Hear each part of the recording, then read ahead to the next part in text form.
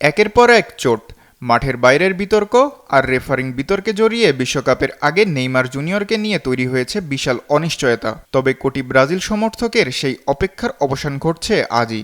বাংলাদেশ সময় রাত 2টায় চূড়ান্ত স্কোয়াড ঘোষণা করবেন ব্রাজিল কোচ, আর সেখানেই নির্ধারণ হবে নেইমারের বিশ্বকাপ ভাগ্য। সব প্রতিকূলতা কাটিয়ে নেইমার কি পাচ্ছেন তার ওয়ান লাস্ট ডান্সের টিকিট, নাকি বিশ্বকাপের মঞ্চে তাকে ছাড়াই নামবে 5বারের বিশ্ব চ্যাম্পিয়ন ব্রাজিল? এমন প্রশ্নে যখন উত্তাল ফুটবল বিশ্ব, তখন নিজেই শান্ত ও পরিণত এক বার্তা দিয়েছেন এই ব্রাজিলিয়ান মহাতারকা।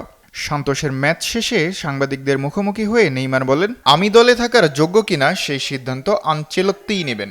সব মশার বিরুদ্ধে সুরক্ষা দিতে এলো বসুন্ধরা এক্সট্রিম অ্যারোসল, মশার বিরুদ্ধে এক্সট্রিম সুরক্ষা। সুযোগ পাওয়ার জন্য আমি কঠোর পরিশ্রম করেছি, তবে যদি নির্বাচিত নাও হই তাহলে একজন সাধারণ সমর্থক হিসেবে ব্রাজিলের জন্য গলা ফাটাবো।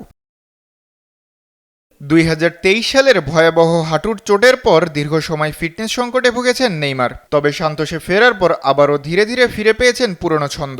যদিও কোচ আনচেলত্তি স্পষ্ট জানিয়েছেন আবেগ নয়, নেইমারের বর্তমান পারফরম্যান্স ও শারীরিক সক্ষমতাই হবে নির্বাচনের মূল ভিত্তি। তবে স্কোয়াডে ফিরলেও একাদশে তার জায়গা নিশ্চিত নয়। ব্রাজিল দলে এখন তরুণদের আধিপত্য, আর সেই বাস্তবতায় নেইমারকে ভাবা হচ্ছে ম্যাচের মোড় ঘুরিয়ে দেওয়া এক ইম্প্যাক্ট সাবস্টিটিউট হিসেবে।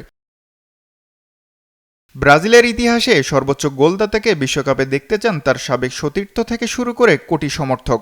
অন্যদিকে সমালোচকদের দাবি, এখন সময় নতুন প্রজন্মের হাতে আক্রমণ ভাগের দায়িত্ব তুলে দেওয়ার। তবে সব বিতর্কের মাঝেও একটাই প্রশ্ন ঘুরছে ফুটবল বিশ্বের মনে, ট্রফি ছোঁয়ার সুযোগ পাবেন নেইমার? তাহেরুল ইসলাম, ডেইলি সান।